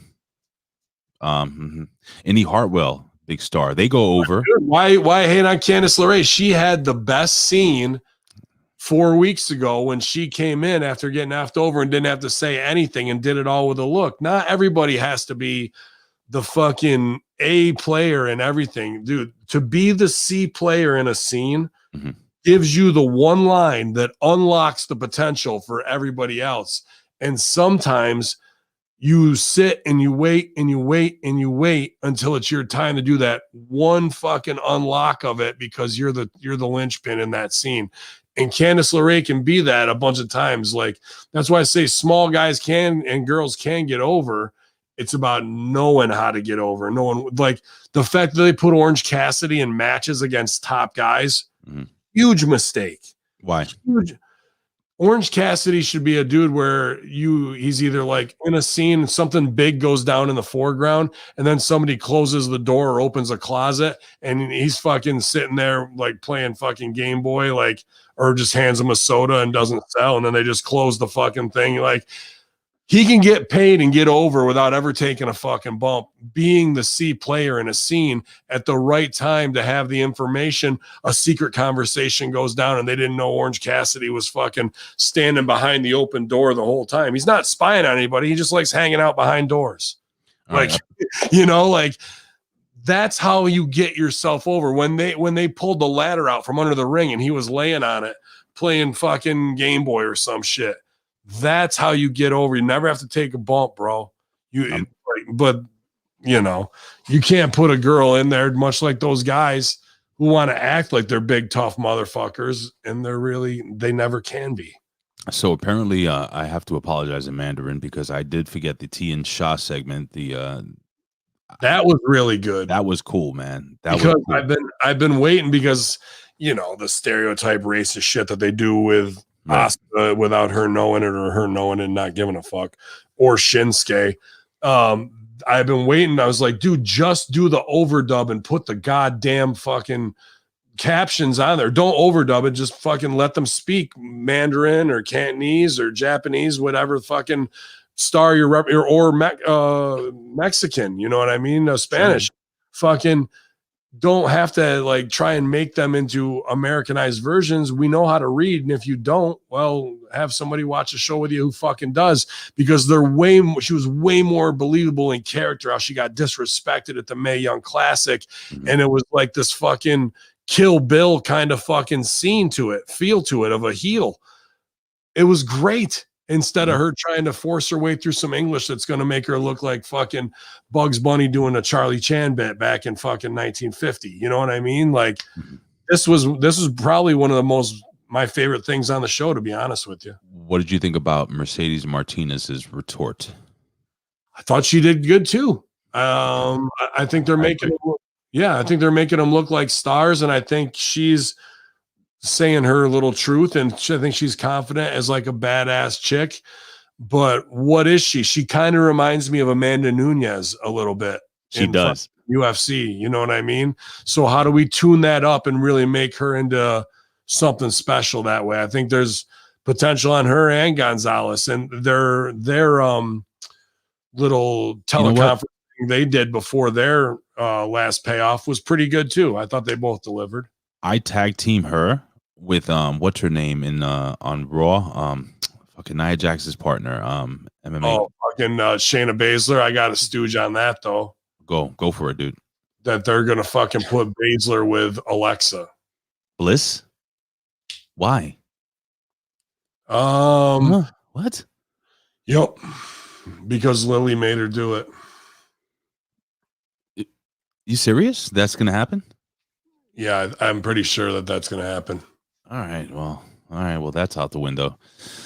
All right, Ben. Well, it is time. I think she shines on her own, man. To be honest with you, I think that a strong singles women division is as important.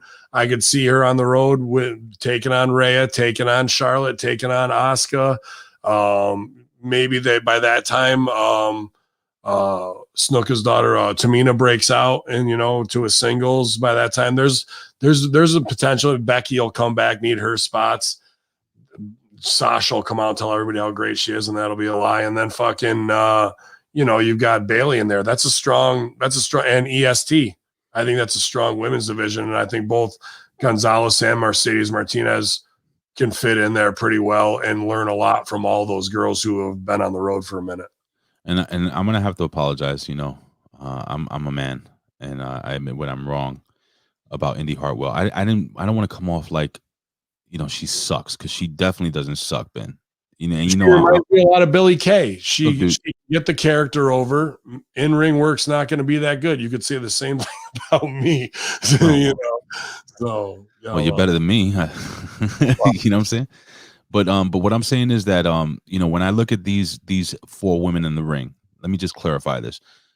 I see Zoe Stark as like something really special. I see Indy Hartwell.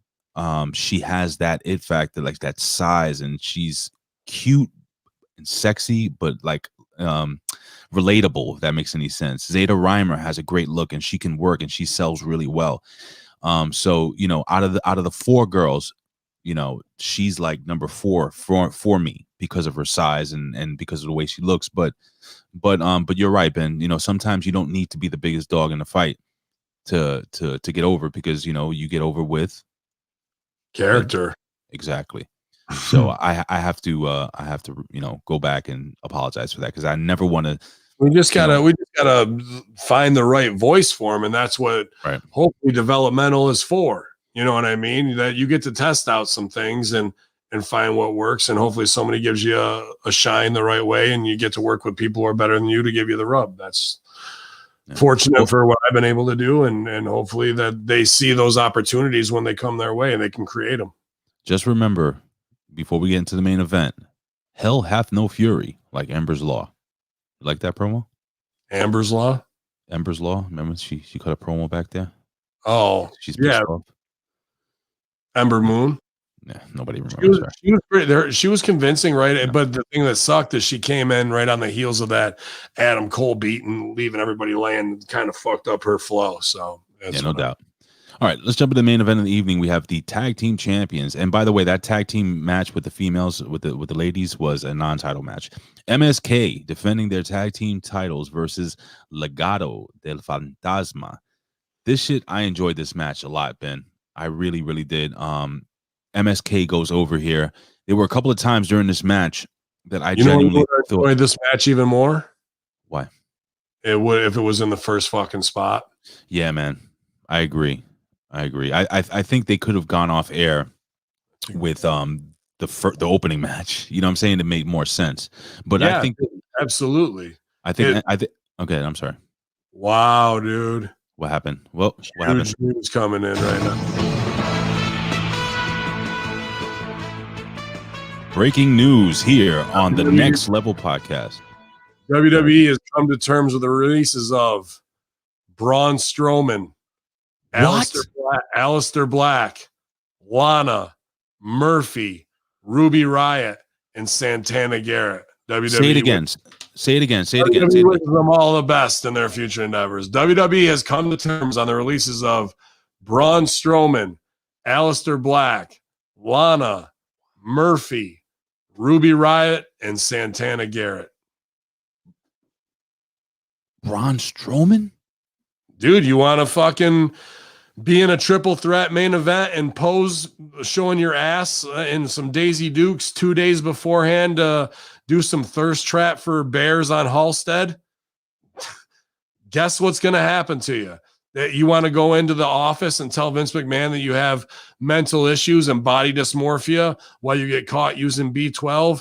Meanwhile, they're putting you in a fucking thing versus Shane where he dumps slime on your head and shows your 5th grade report card. What the fuck do you think is happening? Oh, wow. Aleister Black that's pretty insane how much they've just done to put him over with the new character and the animations that were cool, man. Aleister Black is a huge miss. But they just brought his wife back to NXT like 2 weeks ago, and maybe they just did that to fuck with him. And then, Aleister, dude. So now, Braun Strowman to AEW, Aleister Black to AEW, Murphy. I don't think so. I can see Murphy in Impact. Lana definitely will be with fucking her husband. Yeah, dude. So guess what? Guess what that means for who knows? Dark Order, fucking other guys. So all right, so let's really delve into this really quickly, man. This is huge. That's huge fucking news, man. Huge news. When I send you the, should I even send you a description? They You want to write it up? for Aleister Black. Yeah, no, you can write it, man. I got shit ton to do. All right, so, but wow, I'm actually speechless, dude, and I'm not usually speechless. That's big fucking news. So, fuck, man, Braun Strowman. Now, you and I both know, and from what probably we about $2.5 to $3 million in fucking payroll. So now Braun Strowman, we know that he has some, or we allegedly he has some issues, mentally, I think. Maybe, perhaps. How does this affect a guy like that, man, who had to be consoled by Vince McMahon? I'm sure fucking Conrad's on the phone already. It'll be interesting to see him on the Indies. This is crazy, man. See, this would be the time, like if there was ever a time for Good God Almighty! It looks like we have a run-in by the vet. For a vet running. Vet? No? Anyway. All right, Ben. So wow, I'm usually not taken aback by news, but this is crazy, man. And William LC reported this morning more cuts coming. So so you think what's his name? Fucking the guy from Star Trek, the big dude, talks like William Shatner. What's his name? Keith Lee. I you think he's done? Gone too. I think Mia Yim will be gone because also fans started a trend to like bring Mia Yim to SmackDown or TV, whatever. Like you get like they think there's not. I wouldn't doubt Alexa Bliss goes too, bro, off of the pig stuff. So I would. I wouldn't doubt it, bro. Now I'm gonna say this. Oh yeah, by the way, MSK wins. It's not even important anymore. Wow, I don't know, man. Let's just break this match down real quickly, Ben. What did you like?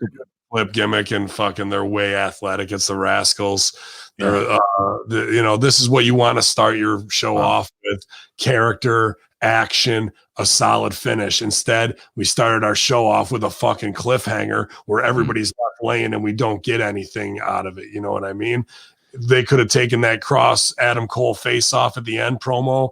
They could have put that at the end after Adam Cole did whatever, and Cross comes out and fucking says, "I'll challenge all you cocksuckers," and gone off that way with this as a solid opener.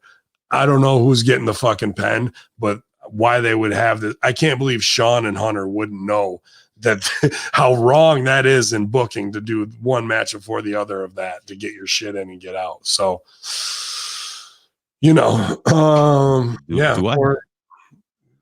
maybe not, but I know that, dude, I know that nobody's following that opener. So why would you put it in the opener? Well, there were a couple of times during this match I actually thought Legado was going to win this match. It is what it is, man. The news right now is are these releases. We had a couple of people even asking Ben Hamin if who else is let me see, Murphy to Impact, Aleister Black. See, now I won't blame. They're about to go on the road and they clip. Dude, I just gotta say this. they clip fucking Braun and they're about to go on the road. Like, I'm not like, there's 1,000 reasons why I have buried him or he's buried himself, and I understand it. But that guy's a money fucking draw, bro. Like Braun for Strowman. kids. Yeah. And like their whole promotion this week is we're coming to fucking Atlanta, Tallahassee, Jacksonville, fucking Louisville. Like, you're like, okay. And you're going to get rid of a fucking giant. I won't blame AEW for signing an Aleister Black or Braun Strowman. See, now this is the opportunity for AEW to take a talent that's still in his prime, take talents that are still in their prime and do something special with them. Braun Strowman is, in fact, and can be an attraction for AEW.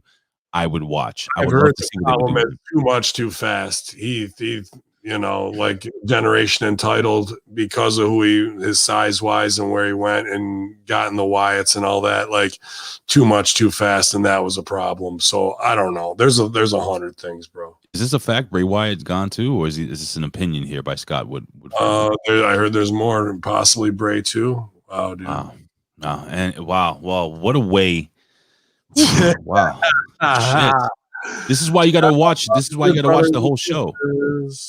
This is why you have to watch the entire show here, guys. The Next Level podcast. I'm just taken aback by this breaking news. Spread the word, guys and gals out there who are listening. I don't know if there are many gals out there, but Ben, this has been an interesting show. This is my second to last show before I go away for a week or two, and it's always a pleasure. So, Ben, anything you want to say to the peoples as we sign off? Oof. Well, we wish you luck in your future endeavors, all of you. What? You better check and see if we're fired, right? Yeah, man, it's the next level. We took this shit all the way to the next level. You can too with official Vince Russo Bro Coffee available at theprotein.com. Give me a little less. There you go. There we go.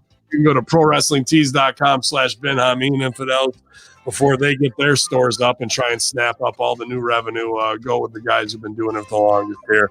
As always, patreon.com/Hamin Media Group for right now as we get transferred to the Realm Network. And the beginning of the month, well, there's no better time to subscribe to Russo's brand, The Beautiful People, The A Show, Stevie Ray TV, or the Larry Hankin new project that we've got going on if you want some comedy and acting in your life. So we're just going to be working all day long like we always do before we got to go get married and go on another honeymoon.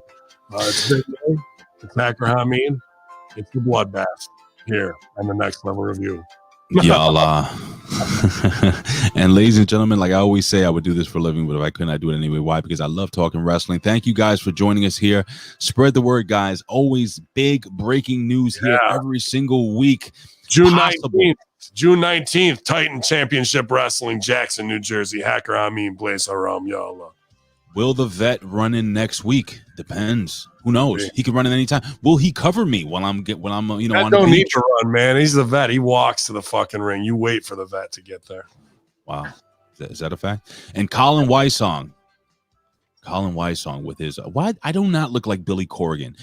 Colin Weissong slapping the leg, closing them pizza boxes. I love you guys all. I love all of you guys. Thank you so much for this, for joining us here this week on your Next Level podcast. Give him a y'all up in. YOLO! Yeah. Yes. And we go home now. Goodbye, guys.